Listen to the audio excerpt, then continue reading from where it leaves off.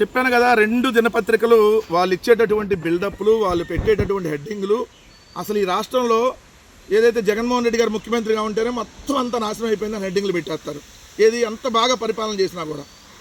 ఇక్కడ చంద్రబాబు నాయుడు గారు ముఖ్యమంత్రిగా ఉండగా ఇక్కడ భూములు కబ్జాలు జరుగుతున్నా, సాక్షాత్తు ఎమ్మెల్యేలే కబ్జాలు చేస్తూ ఉన్నా, తెలుగుదేశం పార్టీ నాయకులే కబ్జాలు చేస్తూ ఉన్నా. చాలా అద్భుతంగా ఉంది.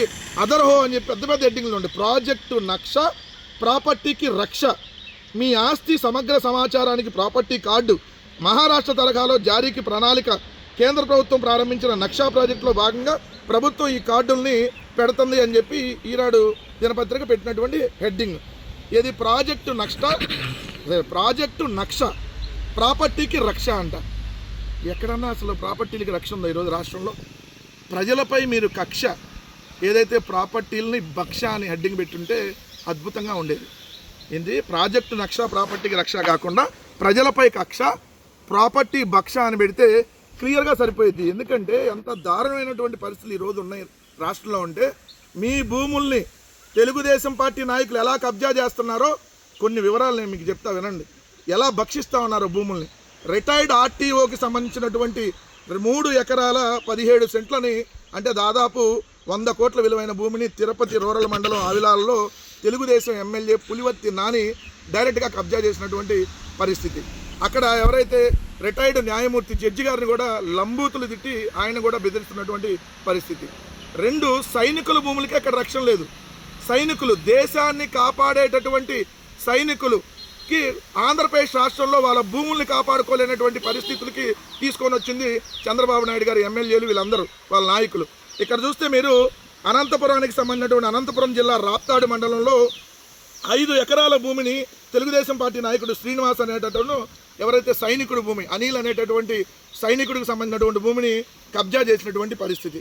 ఇంకో పక్క నంద్యాల జిల్లాలో 2.3 ఎకరాలని టీడీపీ మండల నాయకుడు ఎవరైతే కంచర్ల శివ, భాష్యం మహేష్ అనేటటువంటి సైనికుడికి సంబంధించినటువంటి భూమిని కబ్జా చేశారు. వీళ్ళేమో జమ్మూ కాశ్మీర్లో బోర్డర్లో ఉండి దేశాన్ని కాపాడుతూ ఉంటే ఈ సైనికులు అక్కడి నుంచి వీడియోలు రిలీజ్ చేస్తున్నారయ్యా, మా భూములు ఇక్కడ కబ్జా చేశారు, ప్రభుత్వం పట్టించుకోండి అన్న. ముఖ్యమంత్రికి కానీ ఏదైతే ఉప ముఖ్యమంత్రికి కానీ వీడియోలు వీళ్ళు పెట్టినా కనీస స్పందన లేదు. ఇంకా కబ్జాలు పెరిగిపోతూనే ఉన్నాయి. ఇదొక పక్క అయితే డైరెక్ట్గానే కబ్జా చేసిన వాళ్ళకి ప్రభుత్వమే సహకరించేసి ఆ భూములను వాళ్ళకి ఇచ్చేస్తున్నటువంటి పరిస్థితి. గీతంకు సంబంధించినటువంటి దాదాపుగా 5,000 కోట్ల విలువైనటువంటి 54.79 ఎకరాల భూమిని గీతం కబ్జా చేసేసుకున్నారు కదా, మీకు ఇచ్చేస్తామని చెప్పి వాళ్ళకే ఇచ్చేసినటువంటి డైరెక్ట్ పరిస్థితి. ఇంకా ఎక్కడ ప్రాజెక్టు నక్ష, ఎక్కడ ప్రాపర్టీకి రక్ష?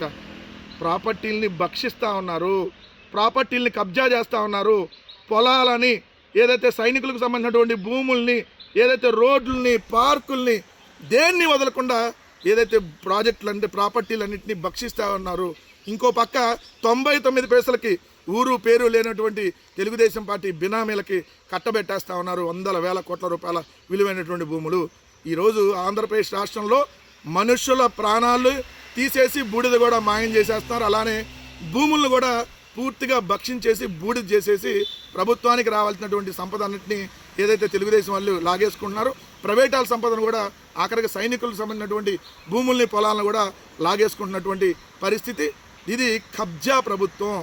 వీళ్ళు తెలుగుదేశం పార్టీ ఎమ్మెల్యేలు అనకూడదు, వీళ్ళు కబ్జా రాయాలంటే కరెక్ట్గా అర్థమైపోయింది. సైనికులను భూములను కూడా వదలకుండా కబ్జా చేస్తున్నటువంటి దుర్మార్గమైనటువంటి ఏదైతే ఎమ్మెల్యేలు ఉన్నటువంటి చెత్త ప్రభుత్వం ఇదని మాత్రం మరొకసారి చెప్పచ్చు.